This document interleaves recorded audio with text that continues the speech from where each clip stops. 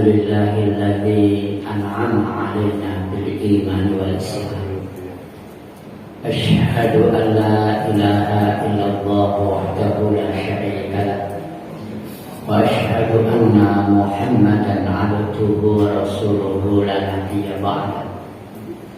Wassalatu wassalamu daimaini mutalazimaini ala Muhammad wa ala alihi wa ashabihi ajma'in, amma ba'd. Qala Allah Ta'ala fi kitabihil karim, a'udzu billahi minasy syaithanir rajim. Kitabun anzalnahu ilaika mubarakun liyatadabbaru ayatihi wa liyatadzakkaru ulul albab. Sadaqallahul azim. Shad ayat 29. Bapak Ibu hadirin wa hadirat jamaah Masjid Baitul Syukur rahimakumullah, remaja putra putri yang kami banggakan.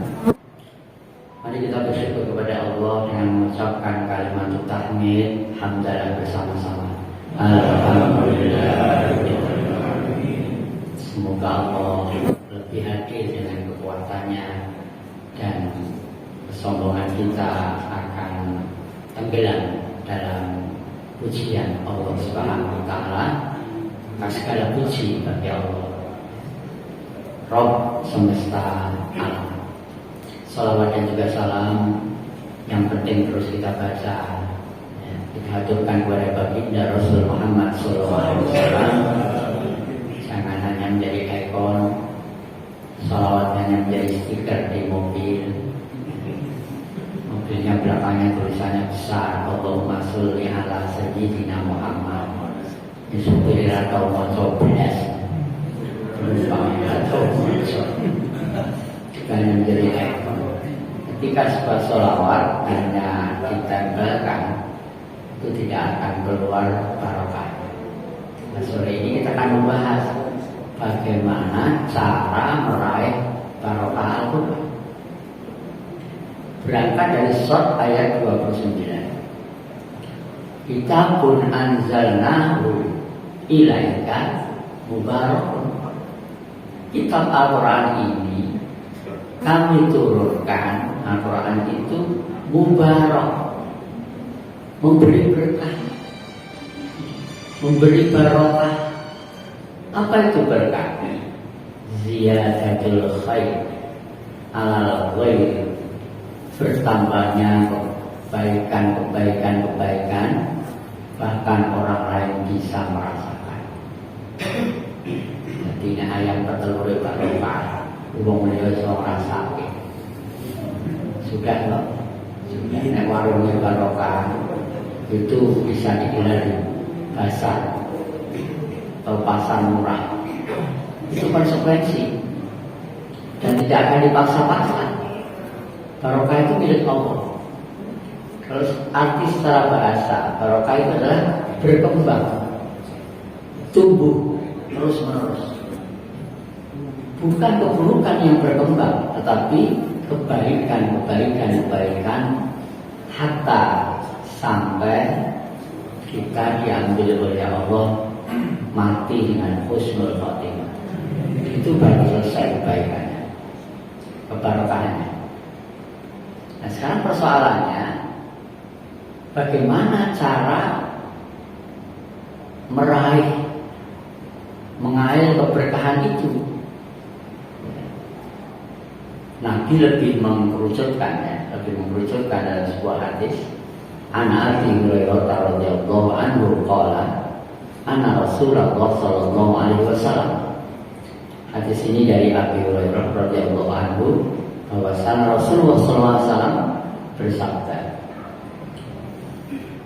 "Man istama'a qaumun fi baitin fi buyutillah." Kalau ada satu kaum, satu kelompok, ya seperti inilah, yang di rumah Allah alias masjid, bisa di Masjid Nabawi, bisa di Masjidil Haram ya. Bisa di Baitul Syukur ya. Jadi ini rumah Allah. Ngapain di situ? Yatluna kitabah. Mereka pada membaca kitab Allah, membaca kitab Al-Quran, baik langsung maupun tidak langsung. Kalau langsung jenengan ini membawa Quran satu-satu. Setelah tarawih itu membaca langsung.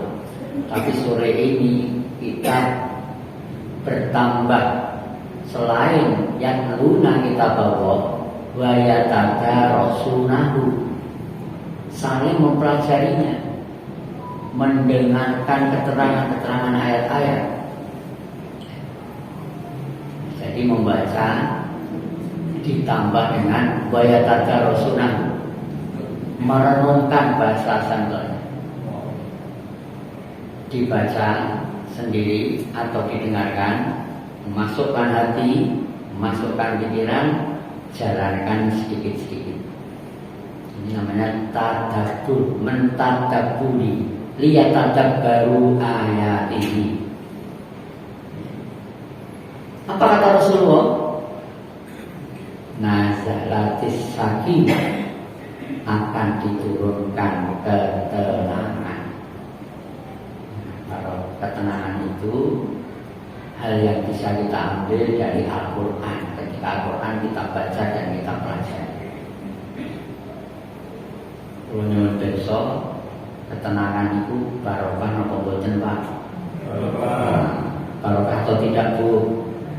Barokah. Boleh ketenangan mana lho Pak? Ketenangan itu yang punya Allah. Maka di ayat lain itu huwallazi anzala sakinata fi qulubil mu'minin. Dialah Allah yang menurunkan ketenangan di dalam hati orang-orang mukmin. Kalau ketenangan itu dinikmati, biasanya nek wong tenang malah kadang-kadang tidak dinikmati. Gulungo terus, gumancing terus, dibeturing terus. Padahal dia posisinya tenang. Sampai jamaah masjid lupa, sholat malam lupa, duha lupa, syuruh lupa, ibadahnya kepada Allah lupa. Ini ketenangannya tidak bertambah, walaupun perginya ke tempat wisata. Karena apa? Allah di ayat itu ya, liyazdadu imanan ma'a imani. Jadi kalau ketenangan itu dinikmati untuk beribadah kepada Allah, itu Allah akan menambah liyazdadu. Allah akan menambah imannya. Jadi maka ketenangan itu berbarengan dengan dekat kita kepada Allah. Maka wajar Pak nek jenengan dangu mboten dekat niku. Sesuatu ini terus esok. Akhir-akhir ini kok rame lalu tenare kita ini jauh dari Allah. Padahal tak rewangi nanti di jalan-jalan lali badai. Jadi makna bertambah imannya itu kalau ketenangan itu kita nikmati untuk beribadah. Mau nyatanya kita ini kadang-kadang lucu Pak. Rumah itu ada lauk, ada sayur, ya tidak murah, bebek goreng, ada sayur, ada komplit lah susu buat sendiri. Namun malah sama mantu boleh sebuah bandeng. Sopo dia. Orang aneh, rumah komplit atau mantu boleh apa katanya? Rumah mah bukan rumah entem. Lah kok ngejar boleh suasana, boleh suasana. Siapa yang mau boleh suasana? Bukankah suasana itu satu kondisi yang untuk menenangkan kita? Setelah sampai di hid yang dia inginkan, pun sampai Pak Mul semacam Karang Pandan, mungkin sampai ke Cangkir Bilik, buahnya, mungkin sampai ke Lawang Cincin, Mojosomo, mungkin sampai nopo menikah Omah Rodo, mungkin nanti Basuki dulu, sehingga Basuki itu nalika pertama macet temeliku pulau sing jajan, pas tendo mau maling neng tembok roh, panane biru, Iku anak buahe monumen pers Basuki. Kalau pematur musuh ben laris kok. Laris lagi regane larang-larang jaman. Lo tadi rawan itu cara menyajikan, cara mengemas makanan persis monumenter. Karena memang santri kan monumenter dalam arti belum lagi patung gitu, patung serangan gitu, belum tadi bawe. Itu kita hanya mencari ketenangan. Belum lagi sok buntut idul patung kuda wilayah. Pawit ya Pak. Pawit ya. Belum lagi sok segeraja Fatimah Purmonggo. Semuanya dalam rangka mengkondisikan supaya kita senang, supaya kita ini tenang. Jadi keberkahan pertama Al-Quran itu ketenangan. Tetapi harus diraih dengan membaca, mempelajarinya, bisa membaca dengan seperti ini, mempelajari bisa seperti ini. Dan kalau kita ditawari Bapak Ibu ya, ngaji sing paling penak ngene iki. Ini sing paling penak. Nek nganggo Quran, terus nganggo LCD, terus buka tafsir atau kajian tafsir, mukasir atau kajian tafsir apa ini angka al-azhar. Nah, itu rada abot.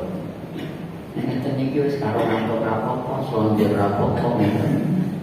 Santai, tapi ini ngaji. Ini terlalu ngaji saya. Karena apa? Saya menyampaikan ayat-ayat. Keberkahan kedua yang bisa kita raih dalam hadis tadi, Rasulullah menyebutkan wa ghasiyatuhumur rahmah. Ketika kita sedang seperti ini di masjid, mempelajari Quran, mendengarkan ayat-ayat, Allah meliputi rahmat. Apa itu rahmat? Tidak jauh dari berkah. Rahmat itu ziyadatul khair, bertambahnya kebaikan-kebaikan. Kalau berkah, bertambahnya kebaikan, ditambah orang lain bisa merasakan. Walaupun rahmat juga sama, bertambahnya kebaikan, eksesnya orang lain pasti bisa merasakan. Jadi kalau kita bicara rahmat dan barokah itu hampir mirip. Kedua-duanya ini nggak bisa salah satu, keduanya akan bersama. Nah sekarang bentuk rahmatnya itu apa? Baru banyak sekali. Saya nggak bisa mengurangi. Sore ini penjenengan kesini sehat, rahmat itu. Penjenengan di rumah sekalian tadi beraktivitas, rahmat itu. Bahkan yang sakit, kalau sakitnya itu mendekatkan diri kepada Allah, itu rahmat. Sakitnya Nabi Ayub Pak. Ada yang sakit itu disikapi dengan di rumah malah sholat duha, malah mengucapkan zikir terus. Nek waras belas atau zikir. Saya kok lali, ane ngomong, bukan ane ngomong apa, mubeng terus. Setelah sakit itu ngomong, apa kegiatannya? Kalau toh dia tidak puasa, dia harus ngomong.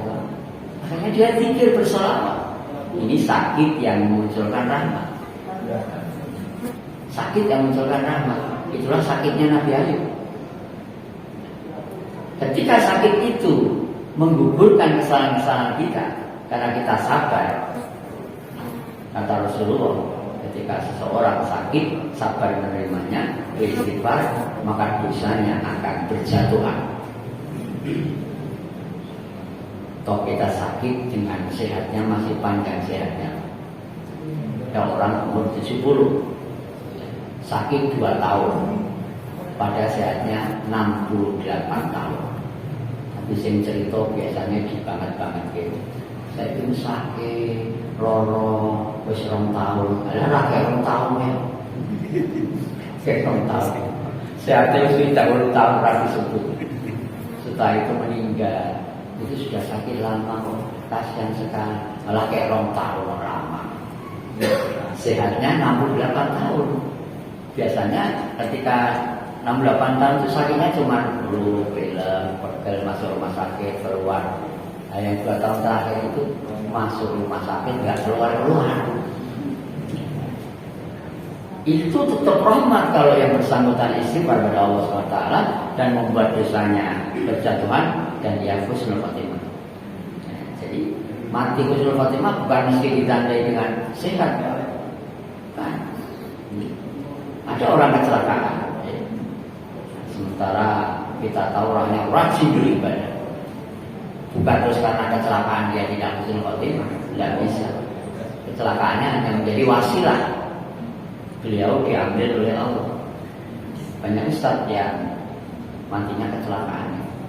Ustaz Jeffrey itu subuh-subuh bawa motor besar, mau belok jatuh, meninggal. Nah, namanya ustaz kaya, subuh motornya besar. Nah, ustaz seperti saya, subuh motornya mio, sesuai dengan badannya kecil. Nah, sekarang ada sepeda listrik. Nah, jadi kedua bisa kita raih apa itu rahmat. Nah, sekarang kalau di rumah, kalau nggak di masjid, yang misalkan yang saya bicarakan di masjid, sama di rumah itu membaca, mempelajari, maka saya usulkan kepada panjenengan sesekali juga membaca ayatnya diikuti dengan artinya. Jadi khatam ayatnya, khatam artinya. Saya kira belum ada ya khatam artinya. Nah, Arabnya mungkin boleh. Khatam dengan artinya. Berarti ngaji kita sendiri. Alif Lam Mim. Artinya biasa. Dzalikal kitabul la raiba fiih. Artinya dibaca. Lama nama katanya. Memang itu enggak cepet-cepetan. Coba direnungkan. Ada firman Allah. Wa idza quri'al Qur'anu fastami'u lahu wa ansitu la'allakum turhamun. Mendengar saja itu bisa menimbulkan rahmat. Kalau mendengar kita khusyuk.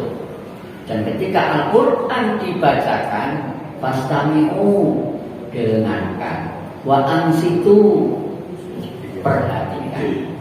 Jadi bahasa Jawanya wa ansitu itu neng-lengke sirah. Nah, jenengan mendengarkan dalam posisi seperti ini. Kalau jenengan wa ansitu itu agak diginikan.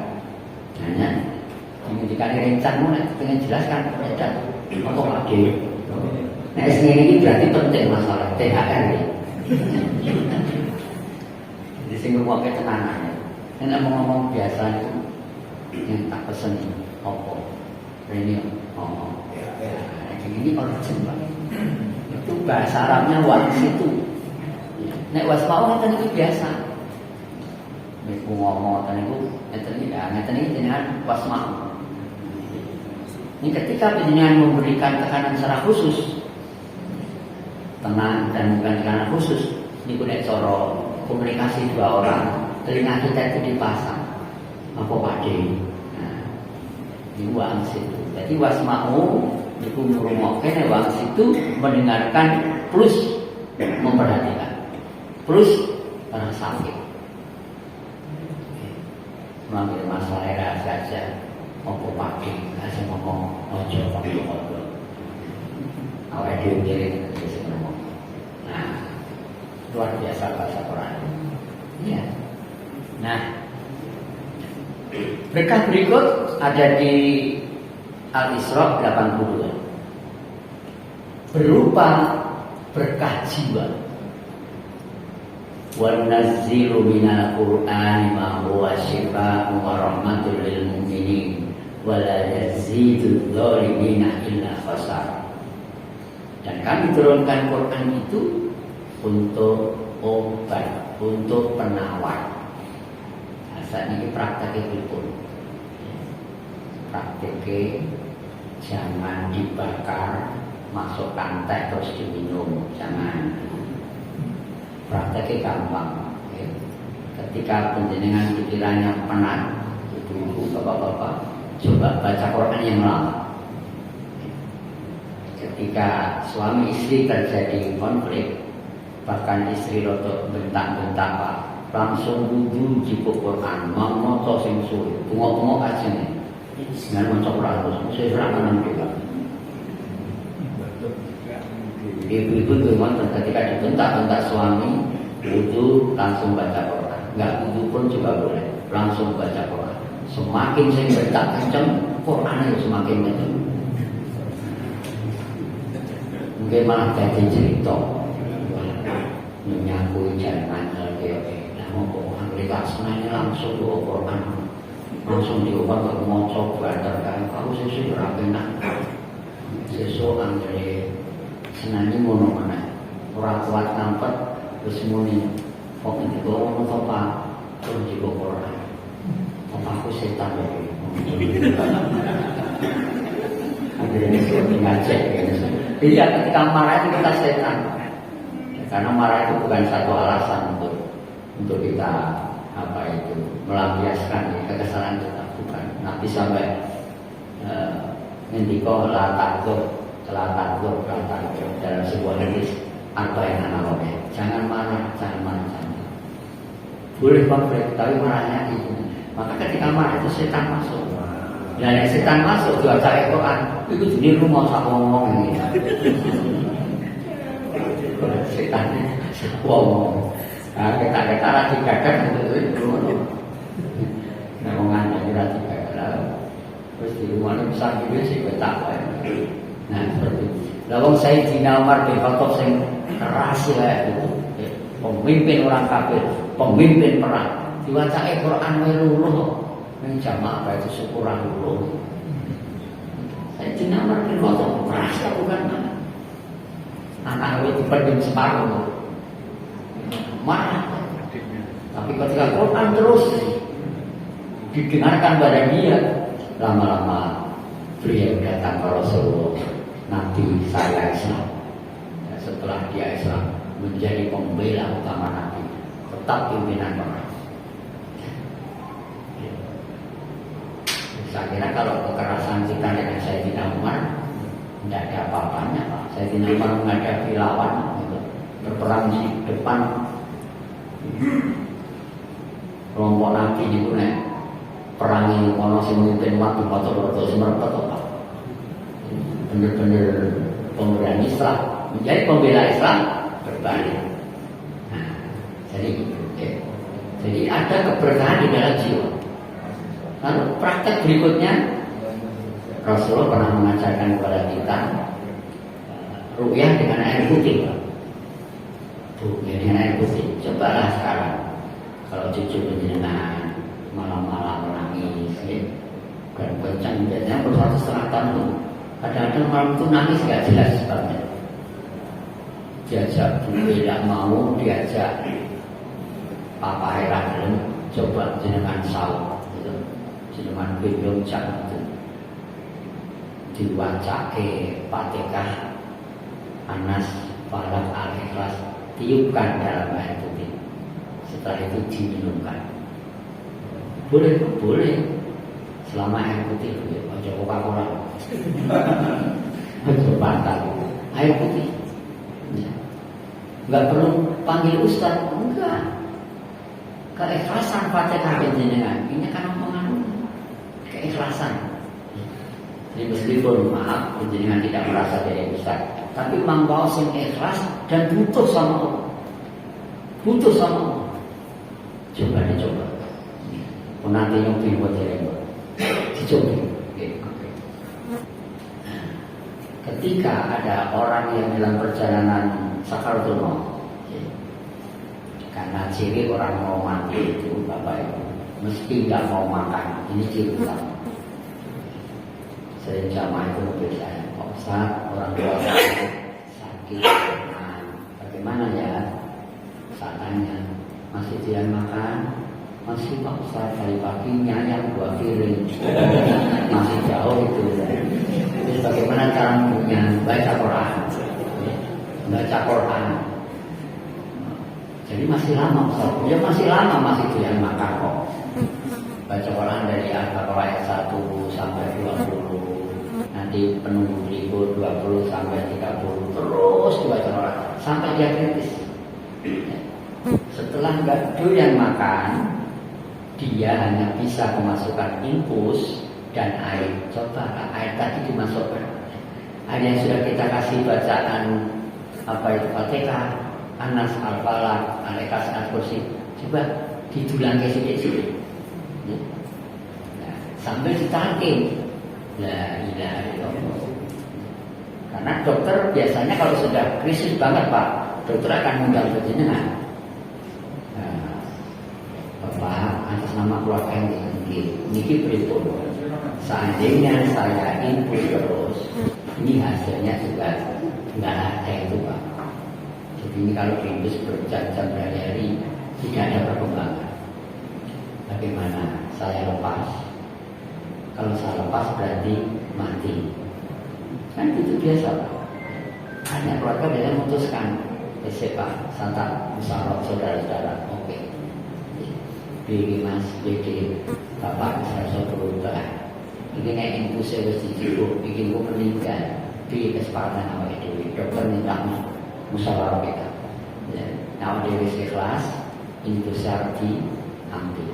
Nah, ketika infus ini diambil, Pak, hanya tinggal satu dengan sarannya, air yang tadi dibacakan apa dikatakan. Jadi cara mengaplikasikan keberkahan Al-Quran salah satunya. Jadi seperti itu ya. Sidik. Oke. Nah, kalau ini saat dekat sudah nggak mati gitu. Nah, dicoba silakan. Ya. Saya sering tunjuk itu Pak. Apalagi kalau airnya air zam-zam. Air zam-zam beri di Sarkiwan atau di mana. Akhirnya diberi kelancaran. Memang Sakaratul Maut itu kita lihat macam-macam ya. Ada yang begitu tidur duduk sambil semuanya nggak enak ya, duduk.